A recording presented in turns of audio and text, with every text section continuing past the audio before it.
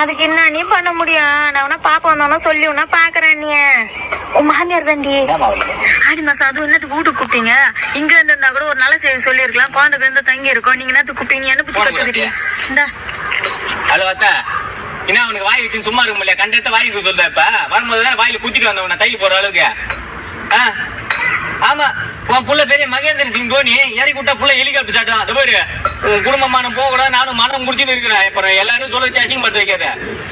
அப்புறம் அசிங்கமா நல்லா இருக்காது. போன் வைக்க முடியும். ஏமா உன் மாமியார் தான் மாத்திரம் சொல்றாங்களே ஆடி மாசம் அங்கேதான் இருக்குது.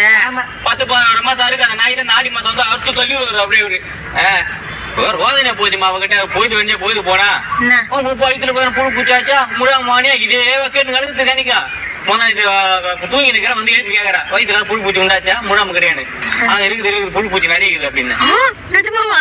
பாத்ரூம் போயிட்டு இருந்தா தண்ணி ஊத்தாம அந்த நீ கேட்டா போ சீக்கிரம்